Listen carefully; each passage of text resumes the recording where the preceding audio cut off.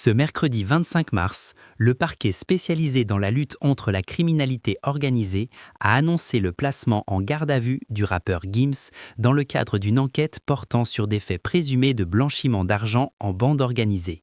Une affaire sensible qui met en lumière un dispositif judiciaire d'ampleur et qui pourrait avoir des répercussions importantes.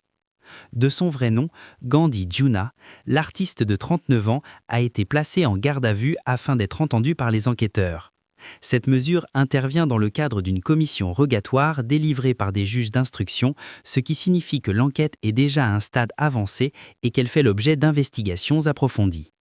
Le dossier est suivi par le parquet national anticriminalité organisée, PNACO, une juridiction spécialisée dans les affaires complexes impliquant des réseaux structurés et souvent internationaux. Selon les informations révélées par Paris Match, Gims est actuellement interrogé par les autorités afin de déterminer son éventuel rôle dans ce système présumé de blanchiment. La garde à vue ne signifie pas une culpabilité, mais elle permet aux enquêteurs de confronter l'intéressé aux éléments déjà réunis et de vérifier son implication dans les faits qui lui sont reprochés. D'après le média Africa Intelligence, l'interpellation du rappeur aurait eu lieu à son arrivée à l'aéroport de Roissy-Charles de Gaulle par le Service national des douanes judiciaires. Cette unité spécialisée intervient notamment dans les affaires financières complexes, notamment celles liées à la fraude fiscale, au blanchiment d'argent ou aux circuits financiers illégaux. L'enquête en cours porterait sur un vaste réseau international de blanchiment d'argent, particulièrement structuré et sophistiqué. Selon les premiers éléments, ce système reposerait sur la création d'un grand nombre de sociétés écrans réparties dans plusieurs pays. Ces entités auraient été utilisées pour contourner les règles fiscales, notamment en matière de TVA, mais aussi pour émettre de fausses factures et faire transiter des fonds d'origine douteuse. Ce type de montage financier permettrait de masquer l'origine réelle des capitaux en les faisant circuler à travers différentes structures juridiques souvent implantées dans des juridictions variées. L'objectif serait de donner une apparence légale à des fonds issus d'activités illégales tout en échappant au contrôle des autorités fiscales et judiciaires. Toujours selon Africa Intelligence, plusieurs individus seraient déjà impliqués dans cette affaire. Parmi eux figureraient notamment 5 anciens trafiquants de drogue originaires de la région parisienne qui se seraient reconvertis dans des activités de criminalité financière.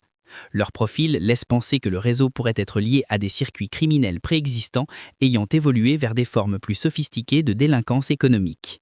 Les enquêteurs cherchent ainsi à déterminer les liens entre ces différents acteurs, ainsi que le rôle précis joué par chacun d'eux. Dans ce type d'affaires, les responsabilités peuvent être multiples. Certains individus organisent les flux financiers, d'autres créent les structures juridiques, tandis que d'autres encore servent d'intermédiaires ou de prête-noms. Par ailleurs, les investigations s'intéressent également à un projet immobilier d'envergure situé à Marrakech, au Maroc. Baptisé Sunset Village Private Residences, ce programme de résidence de luxe est promu par Gims. Il s'agirait d'un complexe haut de gamme destiné à une clientèle aisée s'inscrivant dans la dynamique de développement immobilier que connaît la ville. Cependant, ce projet attire désormais l'attention de la justice, qui cherche à déterminer s'il pourrait avoir servi de support à des opérations financières suspectes.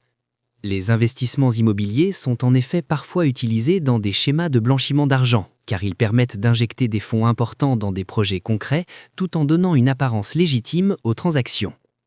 À ce stade de l'enquête, aucune conclusion définitive n'a été rendue publique. Les autorités poursuivent leurs investigations afin de rassembler les preuves nécessaires et d'établir les responsabilités éventuelles. La garde à vue de Gims s'inscrit donc dans un processus judiciaire plus large visant à démanteler un réseau présumé de blanchiment d'argent à l'échelle internationale. Il convient de rappeler que toute personne placée en garde à vue bénéficie de la présomption d'innocence. Seule une décision de justice pourra, à terme, établir la culpabilité ou l'innocence des personnes mises en cause dans cette affaire. Cette affaire, qui mêle célébrité, finance et criminalité organisée, suscite déjà un vif intérêt médiatique. Elle illustre également la complexité croissante des réseaux de blanchiment d'argent qui utilisent des montages juridiques et financiers de plus en plus élaborés pour échapper au contrôle. Les prochains développements de l'enquête seront déterminants pour comprendre l'ampleur du dossier et le rôle exact de chacun des protagonistes. En attendant, l'affaire reste suivie de près par les autorités judiciaires et les observateurs, tant en France qu'à l'international.